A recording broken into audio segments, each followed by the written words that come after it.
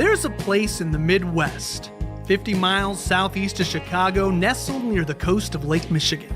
It's a place driven by what's coming next, a place where industry is the lifeblood of its community, and its pulse is gritted with sand and steel, fire and smoke. It's a city building its future together, one business, one family, and one home at a time. This is a place for makers, doers, and dreamers. It's where the global marketplace meets hometown values, where Americana isn't just a tradition, it's a way of life. Here, your experience makes the difference. With access to railroads, major waterways, and 8 different highways, this is a place in motion, sending goods, services, and ideas not just across the state, but across the world. And when the work ends, the day's just beginning, with beaches like West Beach in the Indiana Dunes National Park, exciting hiking and biking trails like the Diana of the Dunes Dare or the BMX track, and local treasures and exciting festivals, you'll know you're in more than just a bedroom community. From veterans of foreign wars to hometown heroes, our diversity is our strength, and we forge our future with the same flame as our steel. Oh, there's a place in the Midwest, and it's calling you home. The best part of Portage is what's next. The best part of Portage is you. There's more for you in Indiana.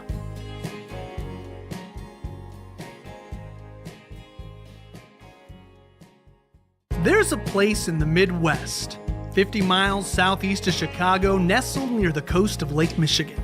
It's a place driven by what's coming next, a place where industry is the lifeblood of its community, and its pulse is gritted with sand and steel, fire and smoke. It's a city building its future together, one business, one family, and one home at a time.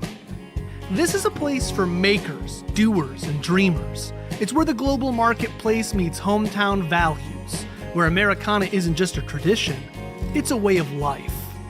Here, your experience makes the difference. With access to railroads, major waterways, and 8 different highways, this is a place in motion, sending goods, services, and ideas not just across the state, but across the world.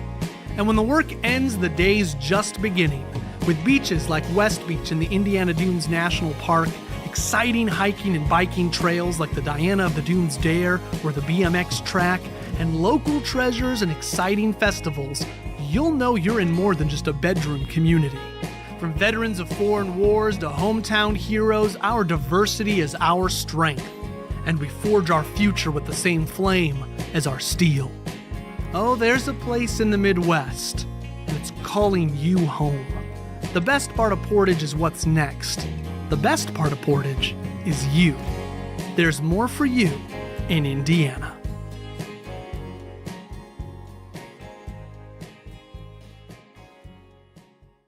There's a place in the Midwest, 50 miles southeast of Chicago. The City of Portage Planning Commission meeting for Monday, October 7th.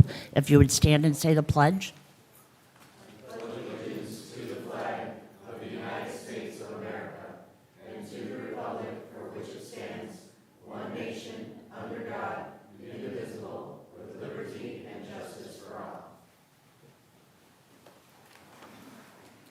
Mr. Cherry, could you call roll?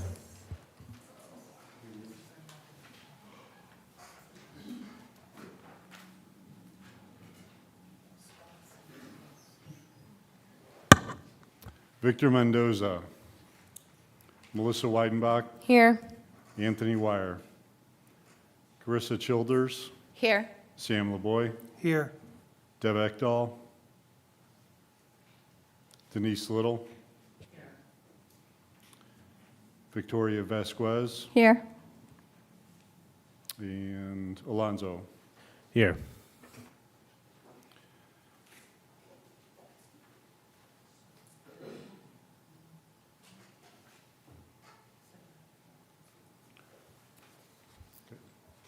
If everybody's had an opportunity and there are no corrections or additions to the minutes, may I have a motion to approve? Motion to approve. Do I have a second? I'll second. All those in favor say aye. Aye. Aye. Aye. Opposed? Motion carries. What we do need is a Planning Commission member appointed to the Board of Zoning Appeals. And I have to tell you, it's one of the hardest boards to be on. I think we may continue that vote until next month. There's a little, Okay, I talked to the mayor about that today, so Okay. let's hold that off till next month. do we need a motion? Was it on the agenda? Yes. Yes. Do we need a, yeah. May I have a motion to postpone until the November, what is the November date? Let me get that for you. Oh, do you have that?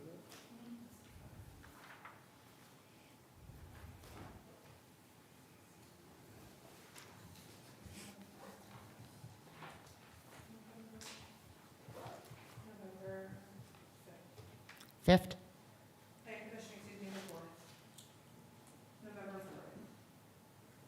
Okay, may I have a motion to postpone? Motion to postpone meeting, or motion to postpone the vote till the Planning Commission meeting on November 4th. Do I have a second? Second. Mr. Cherry, could you call roll? Melissa Weidenbach, Yes. Carissa Childers, Yes. Sam LaBoy, Yes. Denise Little, Yes. Victoria Vasquez, Yes. Alonso. Yes.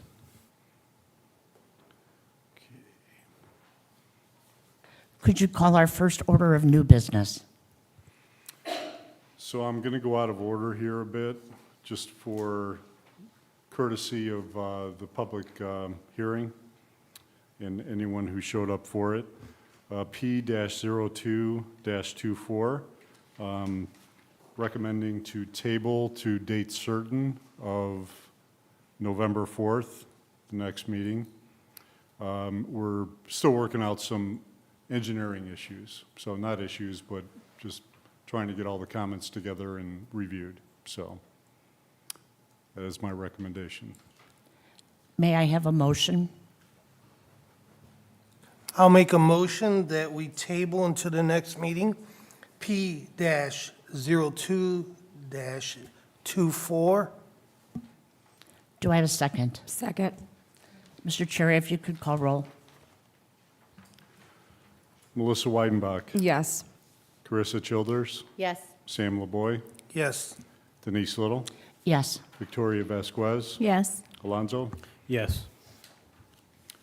So anyone here for that public meeting, it's going to be held November 4th, 6:30.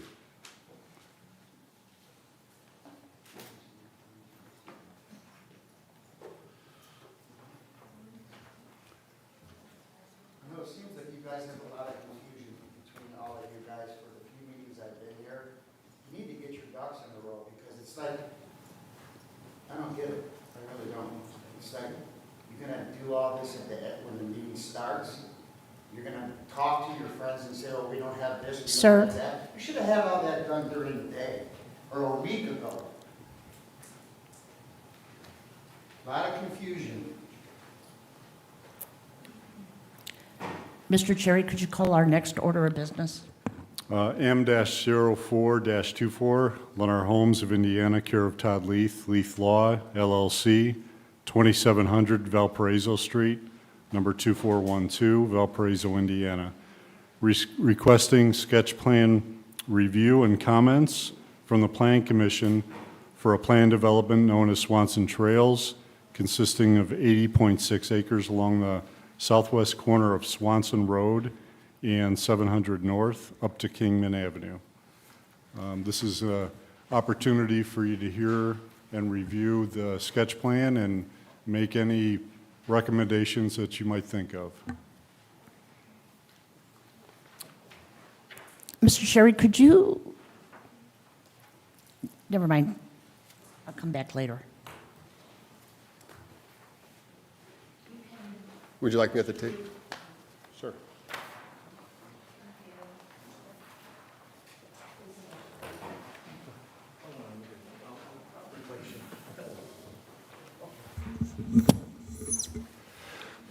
Good evening.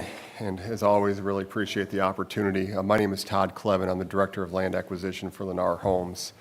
This is actually would be our third community within your city of Portage, our first one being Brookside, which I think we started about 4 years ago as far as entitling it. Very successful and happy how that one turned out and the collaboration we had with your staff. That was the widening of Airport Road where we got rid of that dangerous ditch and we found a way to actually mitigate it through our site and enhance the community, and that one's turned out well for us. And then we were able to acquire the Airport Road PUD and work very closely with you guys, and we brought a different product in there. So at Brookside, we have a single-family home where there's a certain buyer that we target there. At Preston Trails, the one behind Kohl's, there's another buyer that we wanted to target. And we have 2 more that we're trying to target within your community. And the third one is being presented to you this evening. So I'm assuming you're familiar with Lennar. We're a nationwide home builder. I'm a local land developer going on my 30th year, joined Lennar about 5 years ago. And the property in front of you this evening, I actually was involved with 20 years ago before the recession with a previous employer, and I knew it was still available through the current Accent Homes. Frank Morin is the owner of it. Our attorney, Todd Leith, is unavailable to be here this evening, but accompanying me is my colleague, Luke Fricke. Luke was the previous assistant planner for the city of Crown Point. We're very lucky to have him. He joined us about, maybe 6 months ago, and working on entitling communities within Northwest Indiana. And we have what I call the legend, our land planner, Rich Olson. Rich is heavily involved with Lennar. Our division does about 2,000 homes a year, and I like to really put him on a pedestal because what you see in front of you this evening is actually what he creates, and it's so interesting as we go back and forth. The final one that he comes up with before it even gets to our engineers' hands, I often see any changes, if any. It's really interesting how talented he is. And then along with us is our engineer, probably here a little bit too soon, but we do involve him if the utility questions were to come up at this stage. But if and when we bring this site plan to fruition, Michael Moore with Manhard. Manhard was also the engineer involved with Brookside. They will be the engineer on this community as well. Next slide, please. So this is just a little brief background on Lennar. We are nationwide. We were established in 1954, and we are the second largest home builder across the country. I think we're slated to do about 80,000 homes this year. In our division alone, located in Schaumburg, Illinois, we cover the Madison, Wisconsin, west suburbs, southern suburbs, and all of Northwest Indiana. And we are looking to grow the Northwest Indiana footprint all the way out to South Bend. We're looking at other communities out there that we'd like to get involved with. So again, I'm excited to be here. Luke is the entitlement manager on this. I'm going to go ahead and just have him give you a brief background as far as how we started with your staff and why we're here this evening, and what we're anticipating, how we're anticipating moving forward with the entitlements. And then we'll have Rich take about 5 minutes just to explain of how he came up with the layout. It's very important to know that we don't just take a piece of land and cookie cut it. We make sure we look at every attribute out there and try to save what we can save and how we can make it a win-win situation for everybody. So with it, I'm going to go ahead and turn it over to Luke. All right, thank you for the intro. I'm the entitlements manager for this project. Like Todd said, my name is Luke Fricke, and the process started with Todd approaching Frank Morin, and it's currently zoned R2. We are going through the process with the guidance of Tom and Dina and staff.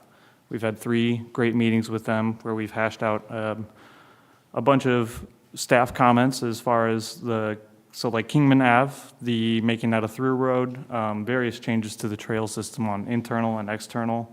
There's a regional trail system through Portage, through Porter County, that will abut the North 700 road to the south, which our trail system will also connect to. So that was some of the staff comments.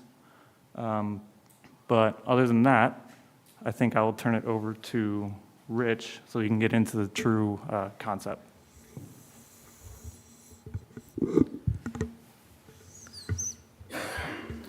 Good evening. My name is Rich Olson. I'm with Gary R. Weber Associates. We're a landscape architecture land planning firm out of Wheaton, Illinois, and we prepared the concept plan for your consideration tonight. First of all, I just want to thank you for your time and consideration, and hopefully we get some good positive feedback as we move through the process. What I thought I would do is just briefly talk a little bit about some of the existing conditions and planning factors that we look at on the site itself that helps get to where we're at today. Talk a little bit about some of the amenities and the plan itself, and then turn it back over to Todd. The next slide. So as you know, the site is located along Swanson Road and south of Route 6. It's approximately 80 acres. Some of the things that we look at on all the sites that we look at are things like access from both the vehicular and pedestrian standpoint. We look at topography, grading, any natural areas on the site, trees, wetlands, things of that nature. And this site has really good access from a vehicular standpoint. We're abutting an existing residential community with lots of stubs off of it that we'll be, of course, tying into from the east. This site's a really good transitional site from going as trend of development from the east and then on to the west. And I think it's a really good site for development from that standpoint as well. The site generally drains from east to west. And so what you're going to see on the concept plan is our detention is going to be on the west side of the property itself. And as you can see, there's an existing woodland area. And we're, of course, going to be preserving trees and incorporating those into our open space amenity plans as it sits. Go to the next slide.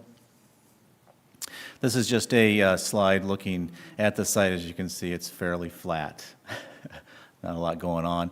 It's currently undeveloped and being farmed. This is our plan here. This is turned so we could get it bigger so we can see it. So north is actually to the left and east is to the north there. So it's a little confusing. Hopefully you can see what we're looking at here. So we're proposing, on the 80 acres, we're proposing two product types, two single-family types. To the south is our bigger homes, and we're proposing about 82 of those units.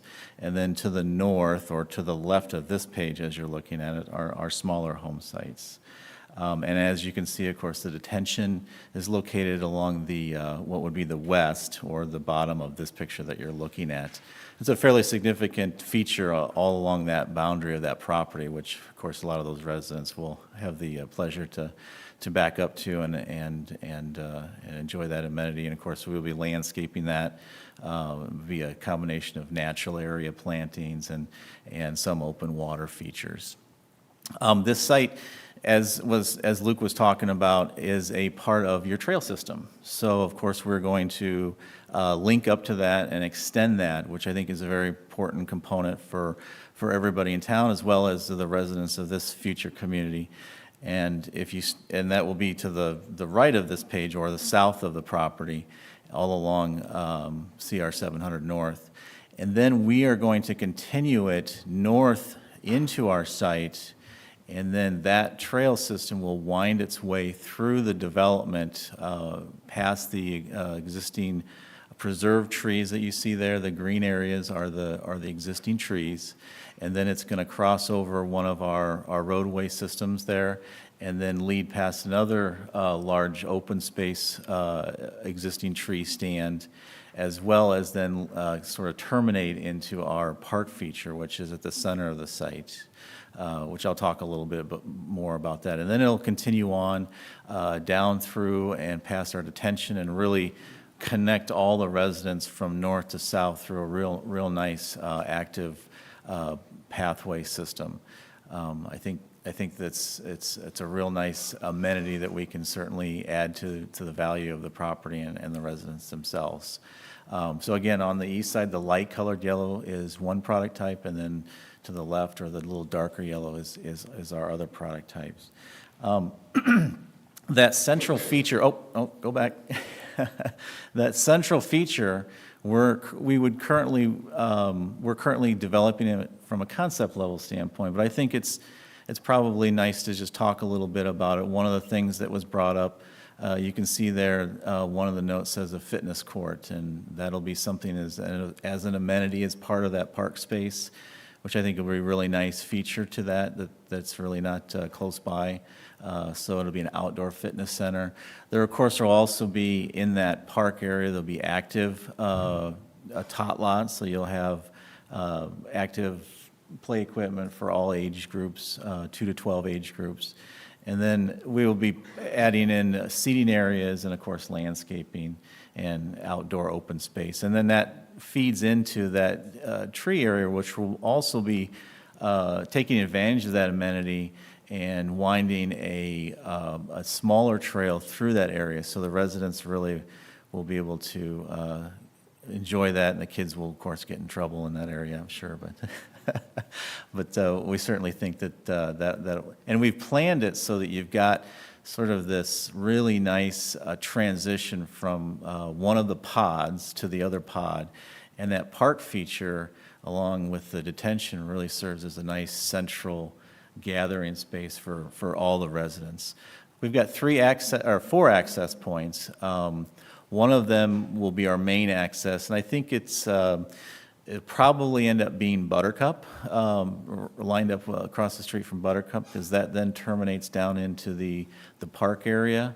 And then you have 2 access, essentially, points for the pod to the north, with, of course, future expansion that will stub into the properties to the west and to the north. That was also another component that, we want to make sure that there's future growth from that standpoint. And then the southern pod has 2 entrances as well, one off of Holmes and then one off of CR 700 North. And from a landscape standpoint, what you can see there will have all along the boundary and all along the main roads, you see that sort of that green hatching. That will be landscape berms, so the homes won't back up directly to the roads. They'll have a buffer, then they'll be well landscaped with a combination of evergreens and shade trees, and that'll give a real nice streetscape look as you're going up and down Swanson Road from that standpoint. And of course, our main entry feature will have monumentation and special landscape from that standpoint. We're really excited about the opportunity, and I think this would be a really nice transitional site with really a diverse 2 types of homes that we're really looking forward to showing you more about, and we're here for any questions that you might have. Thank you. Thank you, Rich. And then just to wrap this up, I know we're pretty long-winded here, but I do appreciate your time. So this particular piece of property, first and foremost, one thing I'm very proud of is how we're trying to preserve those trees. And you can see we're proposing 30% open space there.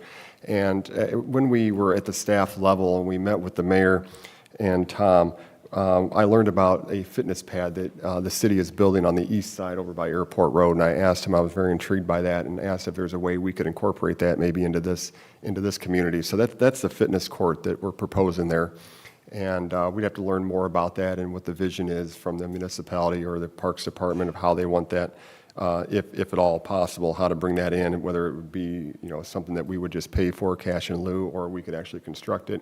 But I do think that it is something that you're currently building on the east side of the town. And then I want to talk about the product that we have here. We do have some hardships, and originally we did have townhomes proposed on this property, and we felt that this might not be the best choice to put those townhomes, that there might be other locations, maybe more down by the walkability. So we went ahead and pulled the townhomes out. We are introducing 2 products here. A year and a half ago, when the interest rates started ticking up, Lennar paused for about a day and a half, and most of us leaders were working with corporate daily trying to figure out, is this the next recession, what's going on here? And Lennar corporate came back very quickly and said, continue to build, we're going to build through it, and over the next couple of years, we're going to figure out how we can amend to the new market conditions. So what we were doing in the last 18 months, and we're still doing, and allowed us to build through it, is we were buying down interest rates. It was either that or lower the price of the homes dramatically. Well, when you lower the price of homes, you just hurt the surrounding home values. So we chose to come in and buy those rates down. So we're buying those rates down, and when they were 8%, we were buying them down to 3, sometimes 4, and now we have a new program out where it's a 1, 2, 3 program where it allows somebody to come in with a lesser down payment, establish themselves, and the first year is a 1% loan, second year is 2%, 3 years, 3%, and then the 4th to the 30th year are 4%. They're locked in, and that costs Lennar about $45,000 to $50,000 a home to buy that mortgage rate down, but we chose that route rather than just taking that 50,000 and slashing the home price, because that does not do the surrounding neighbors any value to their homes. To the west of this property, I don't know if you have a slide showing that. This is a hardship for us. We have to, or let's leave it right here for a second, Luke. We wanted to see how can we blend this. So that's why we have the larger home sites to the south, and then you're going to ask, why are we going with the narrower home sites to the north? Well, in order to achieve that 30% and preserve the wooded area, we have to obviously make that up with some sort of a density to make the economics work and make the project plausible. And we anticipate everything north of us will go commercial. So that's why we're blending from 63-foot wide home sites to the south and going up to the 50. And then to the west, we have very, very high density. I don't know if you have a slide of those. So this is what we have to the west of us. They're modular homes on very narrow home sites. So, you know, this particular site, the proposed product that we're offering here, the smaller home sites, we feel this is a good fit because of the existing hardships. The commercial to the north, the modular homing to the west, preserving the woods. You know, I wouldn't propose this on maybe a more rural piece of property in your community. That's one reason why we chose this, because one of the things that I alluded to earlier as far as how we're going to, as a company nationwide, amend to the market conditions, we're trying to become more efficient, where every division, there's 40 divisions in Lennar, is going to start building the same exact home, because that gives us more buying power. Every home has the same windows, has the same quartz countertops, that kind of stuff, and it allows Lennar to buy it in much larger bulk, bring our costs down a little bit more to offset some of the concessions that we're giving in order to build through the current economic conditions until the interest rates do settle down a little bit. So we'll just take the last couple minutes here to talk about the product and the entitlements. So with everything that was presented to you, your zoning currently would not allow for what's being proposed here. And I think in the past it's been where there's been developers that come up to you and they ask for 7 to 15 or 7 to 10 different variances. And I just think there's a better way to do it. We are 99% PUD developers, where we actually come in and, for lack of better terms, we'll write the Bible for this property. It's a PUD ordinance. And if there's any questions or throughout the duration of the life of the community, it's all right there. It's its own separate ordinance to the community itself. We also have the HOA. We manage the HOA. We have not had one HOA fail since 1954 as a nation, across the nation, which we're very proud of. So we put a lot of time and detail into all that. And basically that allows us to govern it. It takes the burden off the municipality. And so we do want to go a PUD route on this. The very first step is tonight's meeting.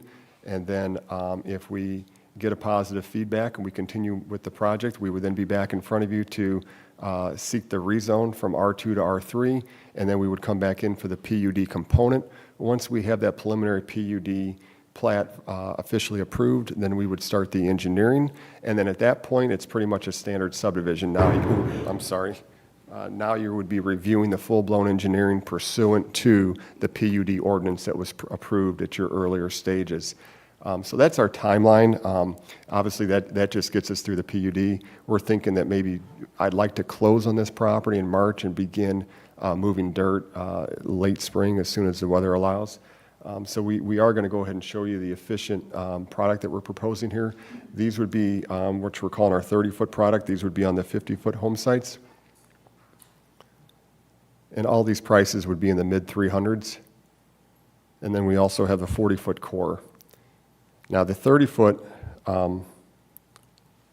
will be the 30-foot will be on slab, and the 40-foot would be on basements.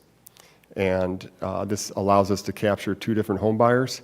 We're very successful with the Preston Trails community, but that one is low maintenance. So the targeted buyer there is actually age targeted, where they don't have to mow their grass, shovel their snow. This would not be low maintenance. This would be just a different buyer that we're targeting, so we can kind of capture them all. And there's 4 different plans on each product. Is that correct? There's 4 on the 30, and there are 6 in the 40-foot, 2 are ranches. So it'd be 10 different plans, and each plan comes with about 3 different elevations. So that would almost be 30 different types of home styles that you'd be looking at out there potentially. And then we also would introduce an anti-monotony, so we would have an anti-monotony diagram, so it does not allow us to come in and build the same house right next to each other or diagonally across from each other. We're pretty hard on ourselves when it comes to that, but all that would be incorporated into the PUD. And our standard lot setback, I think, are 6 foot on the sides, which your current R3 zoning allows for. But there would be some different deviations that would all be addressed in the PUD. First and foremost, the fact of the square footage of the home sites along with the homes on the single family. So again, it would be writing its own ordinance for this particular property, eliminating several ongoing meetings for variances. But again, I apologize for being long-winded, but with that, we look forward to your feedback and hopefully can allow us to move forward with further entitlements on the property. Thank you. Thank you. I will now open to questions from the commission. What's the rough price for the 30 series? It would start at $335,000. And then for the 40? The 40 would be about a $70,000 delta there, so it would be closer to 400, a little over 400.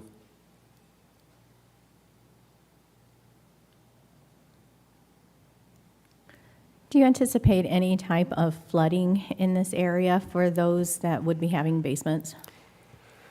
So that's always a concern. I don't want to go on a soapbox and get into the details of how a community is designed, but the brief 30,000-foot cliff note is the current ordinance of any community, and even the state and the federal level, dictate that a developer must come in and determine how much water is running off of that site at an undeveloped stage, and then they make you do the same calculation with a higher rainfall intensity with all the impervious surfaces, roads, sidewalks, rooftops, driveways, and the delta between those two runoffs is what calculates the size of the pond.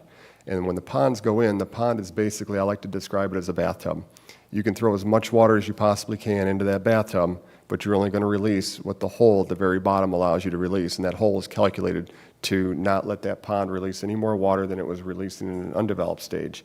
Now, the next question, everybody asks it, things flood. There's an emergency overland route. So let's just say all systems fail, then everything continues to flow the exact same way that it was flowing as if it was undeveloped. It would go over the top of that bathtub wall or over the top of that drain in the side of the bathtub that keeps the bathtub from overflowing. It's kind of the same concept here. And it would all continue to go west, and it would be managed that way. We have done soil borings. I don't know, what's the water table like out there? It's pretty low. It is pretty low? But we do study all that, and this is not necessarily a state of Indiana or a Portage ordinance. We do find it in other communities, but Lennar itself will not allow us to build our basements below that water.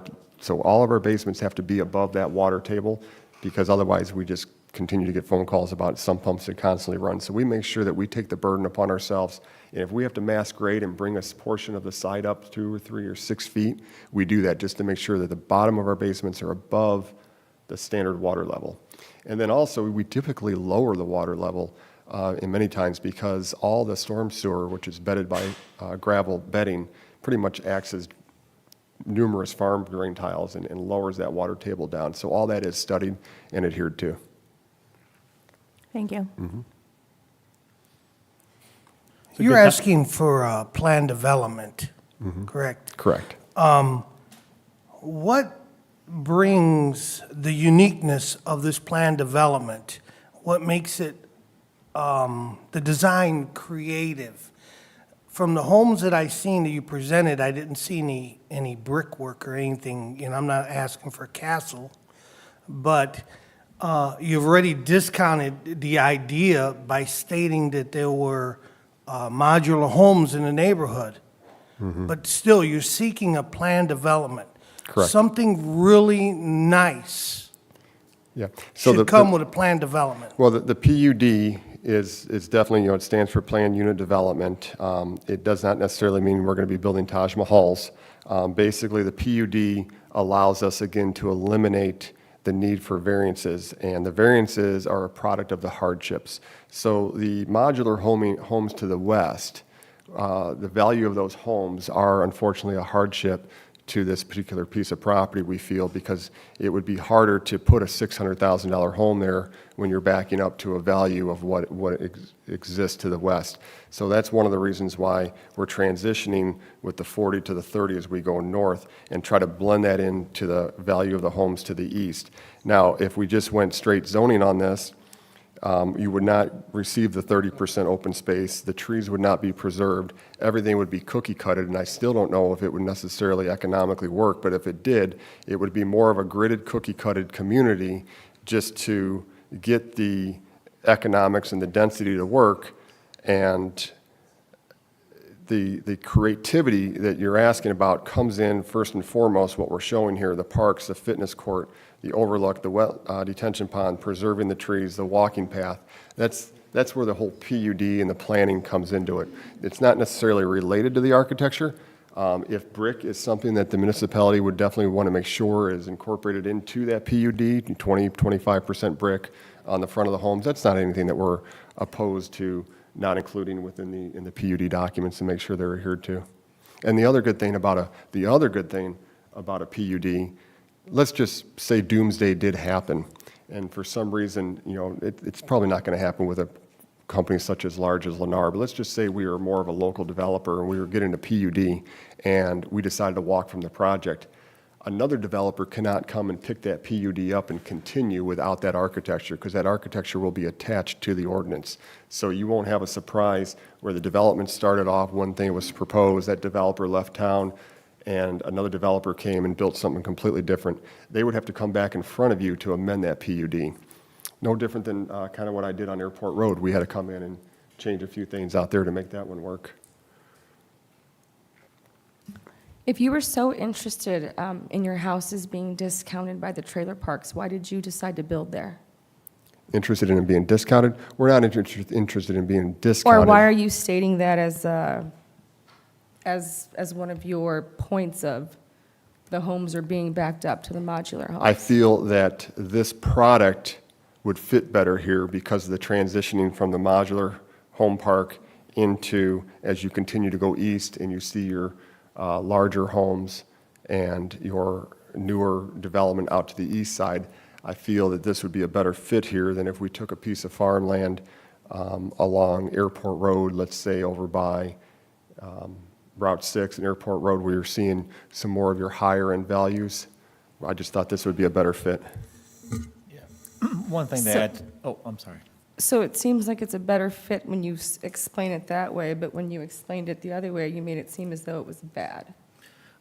I think one of the things that, from a land development standpoint, and from a zoning and a transition, a lot of times when we look at transitions, the term hardship, what you're looking at, you're probably going to have commercial to the north, and you're going to have this property, which would be in transition to the land development to the east. And so the transition of land from the lower density homes to the east to this product type, and then going to the modular homes or the commercial for whatever, whenever that comes in, that starts to make a lot more sense from a land use standpoint. Typically, when you're looking at land uses, you want to sort of feather the density and you want to transition the density.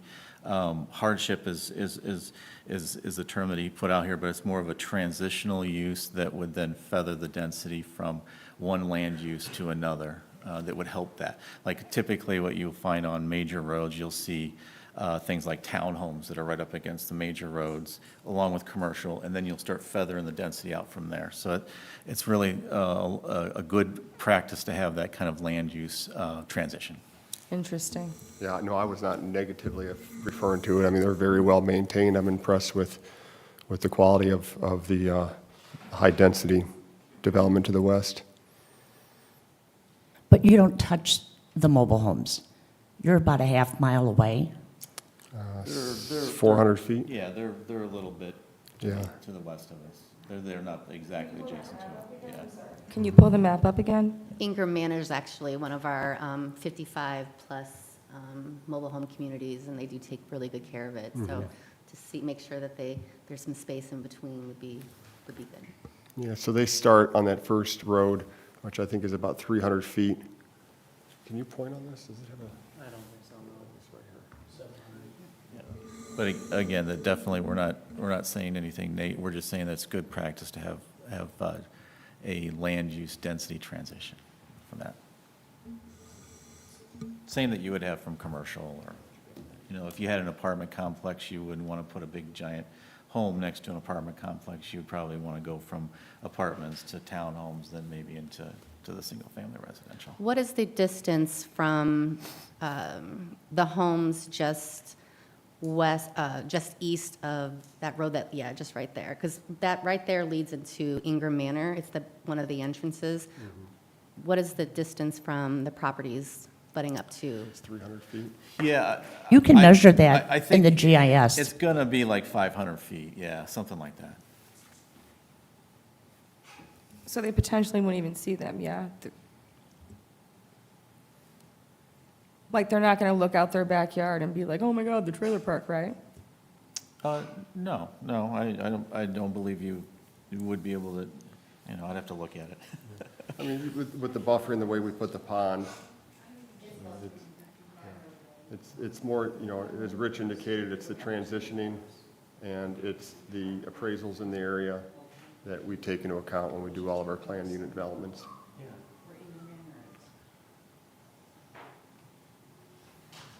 Can you tell what the average square footage on your homes were?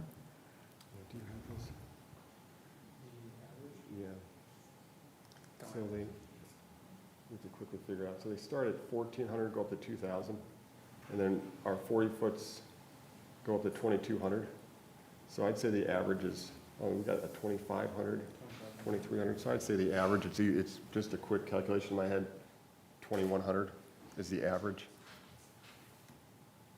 And will the landscaping on Swanson be mounded Yes. like you did on Airport?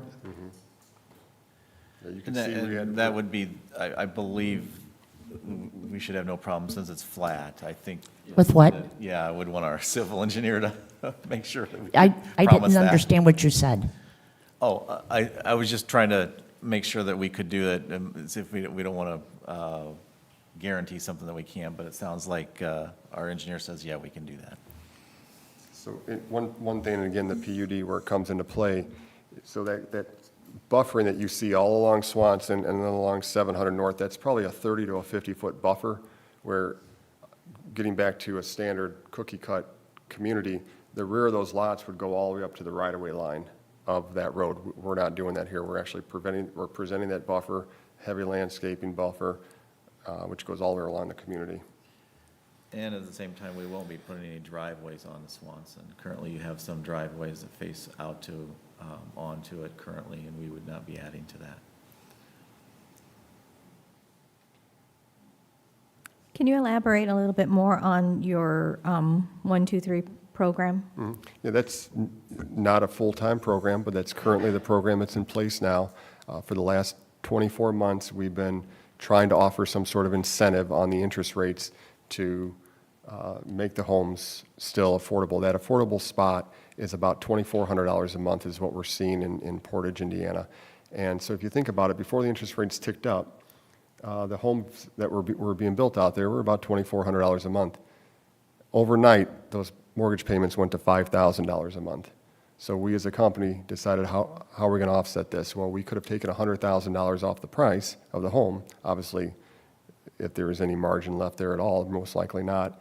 But we would lower all the home values out there. So the person that just bought one house for $500 is now having the same exact house across the street, would have been about $390 to $400. And that would have just lowered the property value across the street. So instead, we bought the mortgage rate down. Lennar has their own mortgage company. We have about 95% capture rate, which means 95% of our buyers use our mortgage company. And we come in and we buy that rate down. It still costs us, but instead of being an 8% loan, we were coming in, we were buying it down to 3%, 4%, and it was helping us to continue to build through these economic times. And it's always a moving needle. It's very attractive at times, and sometimes it softens a little bit, so we have to do something different. And what we're doing right now is the 1, 2, 3, 4. So the very first year, they have a very low house payment. It allows them to use money for other things that they need to do as they move in. The second year, it goes from 1% to 2%. And the third year, it goes from 2% to 3%. And then the fourth year, it goes from 3 to 4. And then it remains at 4 for the duration of their loan, all the way to the 30th year.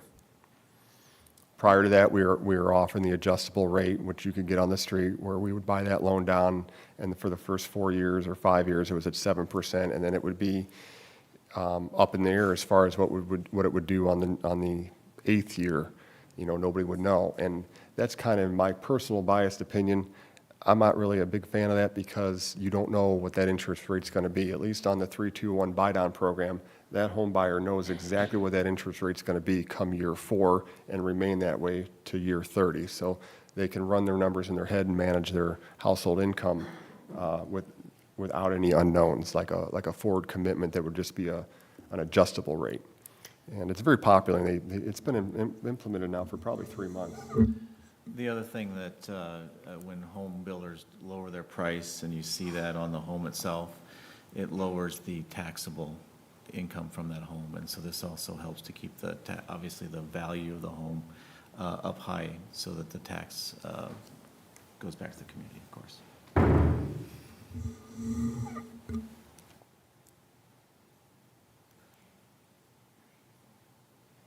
So your 1, 2, 3 program, in essence, is a bit in lieu of, say, a first-time home buyers program, or for those who may have done a more untraditional loan, say if they did an FHA or a Fannie Mae, doing a 1% or a 3% loan. This is supposed to be a substitution for that? No, it's not in lieu, it's just another option. We still accept those other types of loans as well. We'll accept anything from a conventional to an FHA to whatever the buyer chooses. This is not forced upon, so it's not, hey, you buy our homes, you have to use this. It's just another option, and 95% of our buyers choose to use that option.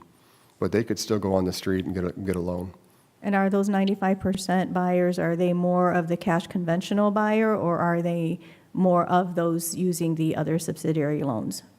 It's a buyer that chooses or elects our lending opportunity to be more probably efficient for them. That's probably why they're choosing us. But again, it's not forced upon them. They can still get a loan on the street from a standard bank. Thank you. Mm-hmm. Tom, did you want to talk about the hardships in the staff report?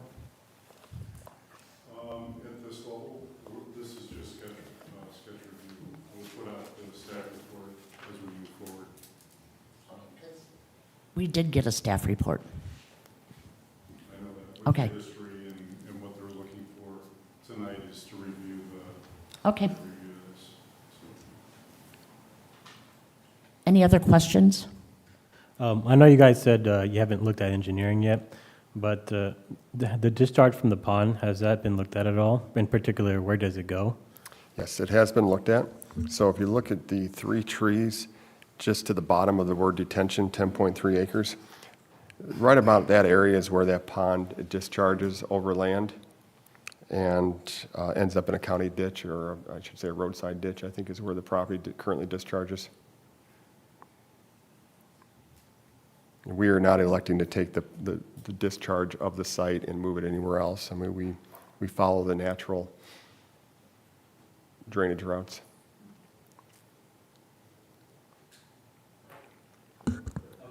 Yep. So the pond obviously will collect any additional runoff from the community, and whatever that property to the west is currently seeing, that's what they'll continue to see. And as we move forward, we'll plan on, just like any community that we do, we meet with the adjacent property owners to try to get ahead of any potential hard feelings or bad feelings and try to, work with anybody. We do that quite often. If he, for some reason, has a low spot in his yard, that we could help him maybe not be so saturated and do a little bit of grading work for him.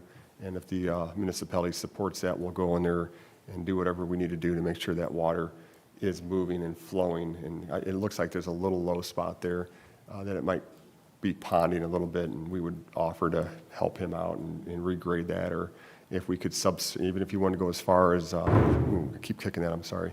Even if you wanted to go as far as subsurface drainage pipe, we'll make all those offers to those property owners when we get to that stage. Thank you. Mm-hmm. I have another question. So if I heard you correctly, did you say that your 30-foot homes were set on a slab foundation? Yes. Okay, a slab versus crawl space or concrete footings, is that correct? Is that Well, to keep it's the- concrete footings, but a slab versus a basement, so there would not be basements. Well, I meant a slab versus a crawl space. Correct. So is that to keep the costs down? Not necessarily. Crawl spaces, we just don't build them. You know, with the slab, you don't have the ongoing maintenance of the crawl space. You don't have the stagnant air that resides down in the crawl space. You don't have the dampness. So it's pretty much a basement or a slab. You know, the basement is still, you have your HVAC components running down there. You don't have the issues that you would have with a crawl space. Thank you.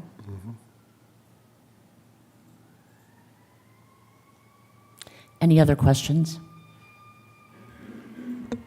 So just to explain, to expand on your question, tonight there's no real motion, so there's no real staff recommendation of anything tonight. So as we move forward, when we look at the plan development, the zoning, you know, the zoning associated with that, we'll have our recommendations on that report, so, all right.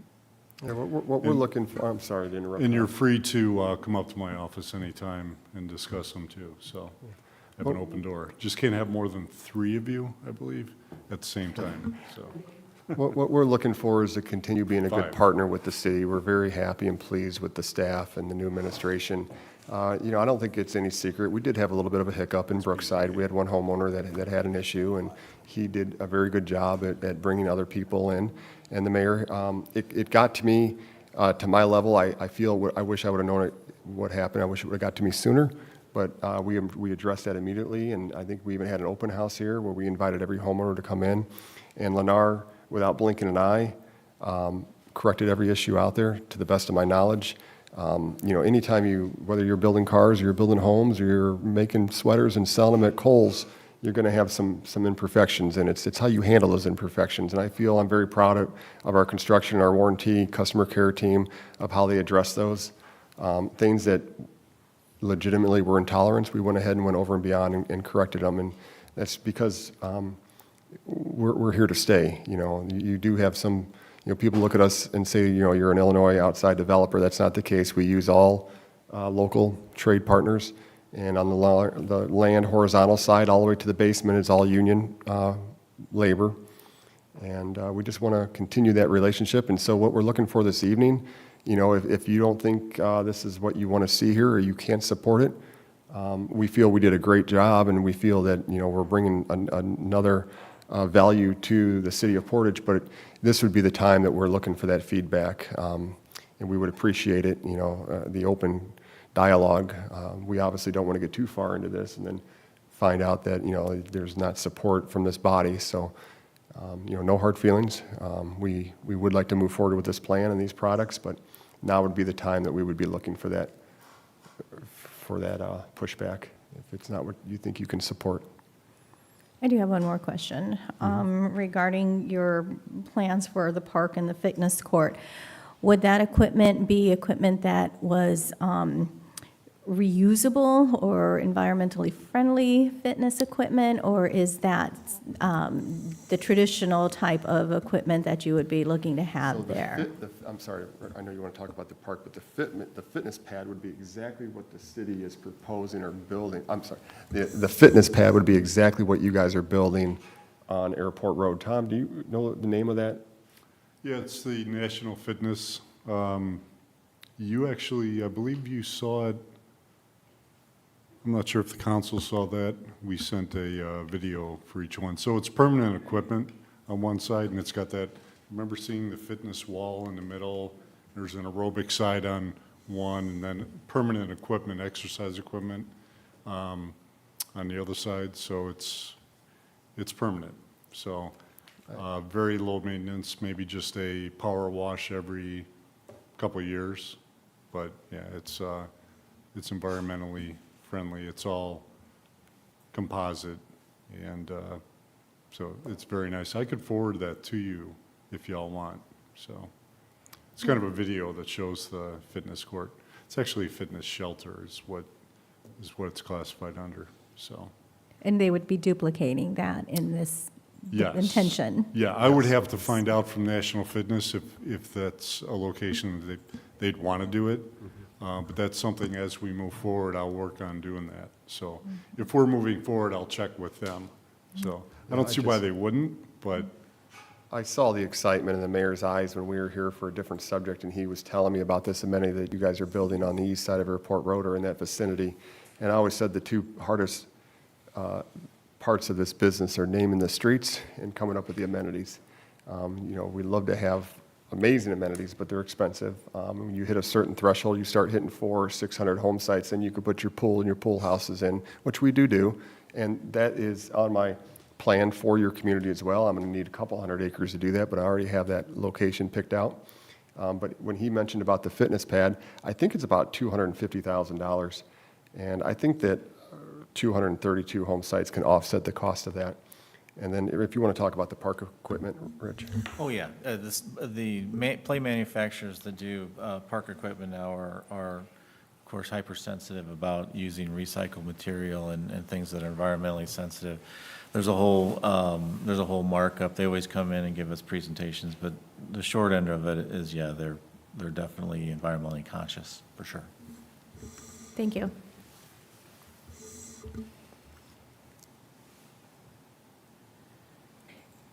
Any other comments or questions?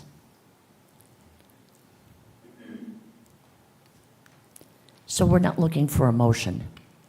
nope, Okay. just open dialogue, what concerns are, questions, all of that. Well, we thank you very much. Thank you. Do you think it's something that would be worth entertaining to continue with our plan and move forward? I believe so, yes. In other words, if you're going to come out of your shoes, now's the time to come out of your shoes. I do have one question, if I may ask. We're good. So for your park, are you open to having it ADA accessible for, you know, children who may have handicaps? Absolutely. Oh, for sure. Yeah, there's, the way we design parks nowadays, we definitely incorporate the transition stations that go into the equipment. We have handicap accessible ramps. We design around that. We also have different components in the play equipment that are for various levels and degrees of abilities, because you'll have ground-mounted type, you know, everybody's different. Some people can get onto the... Sensory also? Yeah, you have the sensory and all that sort of thing. So we definitely incorporate all that, and it's really mandated nowadays from parks that you need to have that, but of course, they're all in there. And I know, you know, we're looking for some feedback. A lot of times, at this stage of the game, obviously, we're not looking for a vote, but it would be nice to have a kind of a poll or some sort of feedback that says, hey, we've got a long way to go. We recognize that the PUD process is one, as you know, that once we go down that process, you guys hold purse strings. You guys can tell us to call it Blue Park, you know, and we'd have to do it under that circumstances. So we're opening it up for you to help have that control. We think this is just a fantastic opportunity for us to come into this community and offer homes that are high quality and with the amenities and extending the trail systems and all the things that we can provide under this type of PUD process with adding the parks and the walkways and the amenities from that standpoint. So hopefully there's some interest in that. And I'll close it with this. I know there's some new faces up here, but one of the best things about new developments is that really does not put a burden on the municipality other than policing and snow removal, especially in an HOA-run community where we will maintain for the life of the community all the mowing, all the maintenance of the equipment. If the fitness court is going to be a public court, then that might be excluded. There'll be a little piece of property where that's excluded from the HOA, and that would be a burden, I guess, or the responsibility of the municipality if you wanted the public to be able to come there and use that. Same thing with the bike path. I believe that is a public traversing bike path. We'd have to work with that internally. There's a possibility that we could still own and maintain that and allow the public to use it. There might be some legalities there. We just have to make sure that we're protected insurance-wise. But other than that, all the other amenities and the maintenance is all a burden on the HOA, and they're the ones that actually pay for that. And I'm going on a soapbox here, but in Illinois, one thing that I've noticed good about Illinois is they have SSAs where if for some reason the HOA were to fail, the municipality has the right to come in and take over that maintenance and then just assess the homeowners within that community. Indiana does not have that specific statute, but we do implement that into our HOA documents and our bylaws. So if for some reason that were to ever happen, heaven forbid, but if it were, that language is already there, it's been disclosed to the home buyers, where if the municipality is able to come in and assess just those homeowners in that community because they had to take something over, then the language and that provision is already provided there. And it's just something that we never had to actually dive into the weeds on, but we're proactive and we make sure we incorporate that language in there. So for any new members, you will have an opportunity on the next step to review all, the entire plan development. So any change in zoning, any variances that are built into that document. So it's, you'll have plenty of time to view it all. So covenants, you'll see all that, so. It's a fun process, and, you know, my favorite part of the business is looking at a bean field and seeing children waiting to get on the bus. That's what I really get my satisfaction out of. And when it's a win-win like this and you guys are heavily involved with those documents, I hope that you can walk away with a little bit of pride too when you see it all come together. Well, we appreciate your time, and we'll continue with our entitlement schedule and continue working with your staff. And as always, I just want to commend them. They're great. They're very responsive, and you're lucky to have who you have working for you. Thank you very much. Hope you have a good evening. Thank you. Thank you.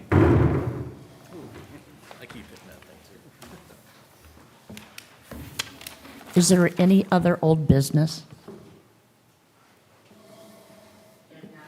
Motion to adjourn. Motion to adjourn? I have a second. Second. All those in favor say aye. Aye.